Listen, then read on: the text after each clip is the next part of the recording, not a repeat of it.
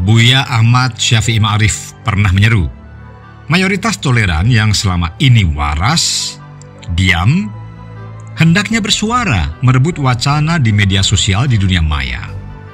Jangan sampai dunia maya dikuasai oleh para penganut teologi maut, kelompok penyebar kebencian dengan mengatasnamakan agama. Sebab mereka yang sedang merusak negeri ini.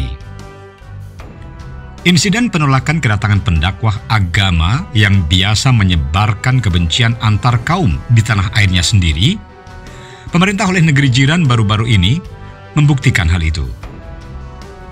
Tidak semata kaum toleran dan waras yang bersuara, melainkan fenomena baru, yaitu bangkitnya kaum awam yang ternyata lebih cerdas membantah pernyataan elit yang selama ini terkesan terpelajar, berwawasan, berpengaruh, dan mempunyai kedudukan. Tapi ternyata hanya agitator, provokator, dan sengaja memperkeruh suasana. Para aktivis dan politisi yang selama ini berseberangan dengan pemerintah telah menguasai wacana di dunia maya. Seolah-olah mereka saja benar. Dan dalam perkembangan mutakhir, sengaja memanfaatkan kasus di kantor imigrasi Singapura sebagai provokasi baru untuk mendulang suara dengan cara membodohi masyarakat awam. Namun, kini mereka mendapatkan perlawanan dari kaum awam yang justru lebih cerdas dari mereka. Ini sisi baiknya. Tapi sisi buruknya, banyak yang masih percaya pada agitator, komprador, dan juga proksi.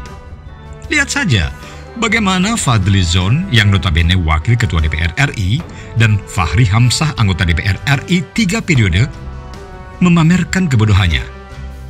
Belum lagi Ahmad Dhani, musisi yang coba-coba berpolitik dan pernah masuk bui karena ujaran kebencian, terus memprovokasi pengikutnya.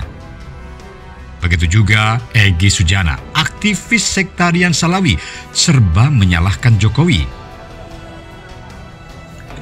Jelas tujuan mereka adalah untuk mengeruhkan suasana sambil mendulang suara dan menyebarkan ujaran kebencian pada pemerintah dan negeri tetangga. Media pun ramai-ramai mengutip pernyataan-pernyataan bernuansa provokatif. Bahkan media mainstream mendatangkan orang bodoh yang membawa-bawa HAM dan PBB dalam urusan imigrasi. Padahal di luar konteks masalah. Sekedar ramai dan ada kontroversi. Padahal, logika kaum waras yang sederhana mudah dimengerti.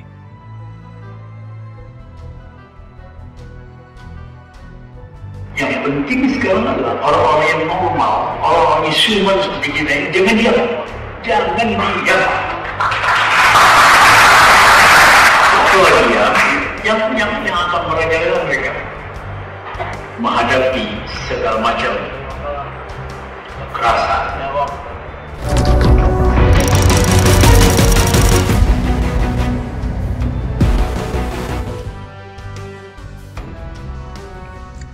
Ketika Anda bertamu ke rumah orang dan Tuan tak mau menerima, pulanglah dan introspeksi. Bukan merepet tak jelas, membangkitkan kisah masa lalu. Istilah Jawanya, ngundat-tundat.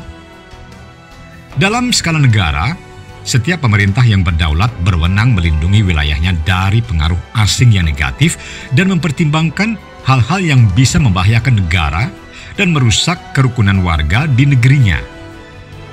Indonesia dan Singapura mempunyai pasal yang sama dalam undang-undang keimigrasiannya. Sesederhana itu. Iya, sesederhana itu. Tapi, bahkan untuk logika sesimpel itu pun masih dimainkan sebegitu rupa oleh para petualang politik dan tentu saja ada yang mendukungnya. Ini penghinaan. Indonesia semakin tak berwibawa di ASEAN. Sembur Fadly Zon. Singapura tidak menghargai hubungan bertetangga dengan Indonesia. Katanya lagi. Ya, gagah kedengarannya. Tapi menyesatkan. Mengabaikan fakta bahwa warga negara Indonesia atau WNI yang datang dengan paspor hijau alias pengunjung reguler warga biasa, sekelas pelancong pencari kerja, mahasiswa, dan lain-lain yang boleh ditolak tanpa alasan, bahkan meski memenuhi persyaratan administrasi. Pemerintah Republik Indonesia berhak protes kepada negara asing atau negara sahabat untuk perlakuan tidak menyenangkan kepada pemegang paspor hitam, yakni paspor korps diplomatik karena mewakili negara. Sedangkan Abdul Somad atau UAS adalah warga biasa, bukan VIP. Pemahaman itu tak sampai atau sengaja disembunyikan oleh Fadlizon, Fahri Hamzah, dan Ahmad Dhani. Nah, sebaliknya mereka terus merepet dengan mengunggah postingan-postingan kebencian dan provokatif. Maka, alih-alih mempromosikan mereka, mari sama-sama melihat kebangkitan kaum waras, kaum awam yang cerdas. Jangan lupa Fadlizon dan Fahri Hamzah, juga Ahmad Dhani, pernah keliru kan dan menyesatkan dalam kasus penganiayaan Ratna Sarumpait. Menipu kita semuanya. Dan mereka tidak kapok. Tidak ada penyesalan karena mereka politisi. Biasa memanipulasi pikiran dan juga menipu siapa saja. Ahmad Dhani mencoba mengaitkan pengusiran Abdul Somad dengan koruptor Indonesia di Singapura. Padahal itu pernah ditanyakan oleh seorang menteri kita. Dan saat itu dijawab oleh pihak Singapura bahwa kasus korupsi di Indonesia itu sepenuhnya urusan dalam negeri Indonesia.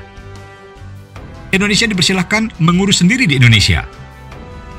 Di Singapura, sejauh warga asing tidak melanggar hukum, tidak ada rekam jejak memprovokasi yang membahayakan negara, maka mereka berhak tinggal di Singapura.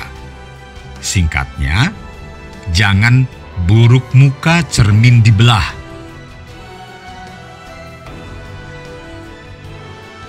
Beruntunglah bangkit kaum awam yang waras.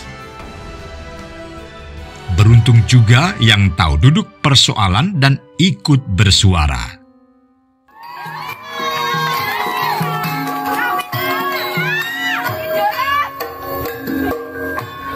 Pemerintah berkomitmen dan akan terus berupaya untuk mendorong moderasi beragama. Sikap-sikap yang tidak toleran, apalagi yang disertai dengan kekerasan fisik maupun verbal, harus hilang dari bumi pertiwi Indonesia.